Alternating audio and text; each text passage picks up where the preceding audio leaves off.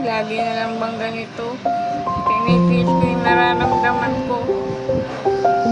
Dahil may asawa ko, binabaliwala ako. Hindi nga ako matulungan sa kalagayan ko. Hindi nga maipagamot sa balibot ko sa likod eh. Kaya ako pinabalik dito para awayin. At ngayon pinapaalisan naman ako.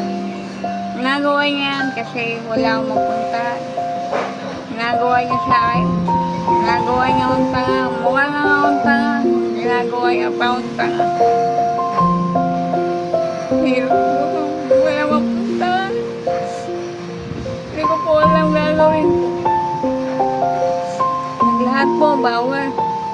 Kala ko pagka nag-asawa ko, tutulungan ako sa kalagayan ko.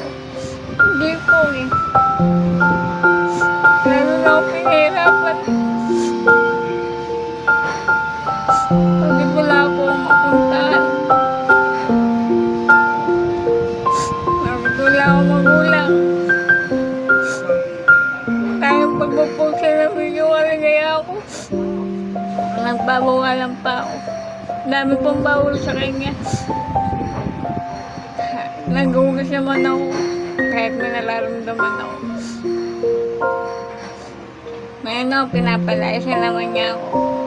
Pag ako umalis po talaga dito, hindi ko talaga alam siya na ako pupunta. Hindi ko alam kung mamamalimos ako ulit. Kasi yun naman po talaga papel ko. At marunong po akong dumingon sa pinanggalingan. Hindi ko alam talaga gagawin ko eh. Kaya nangingi ako ng tulong, pero hanggang ngayon wala pa rin.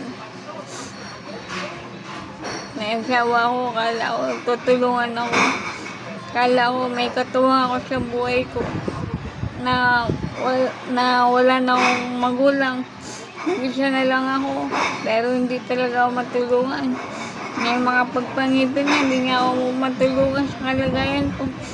Pinagugas niya pa ako ng bote. Tapos pagdating dito, kawain lang pala niya ako. Hindi ko po alam gagawin ko. Sana may tumulong po sa akin. Nahirapan talaga ako mag-isa. Ito lang gagawin ko eh.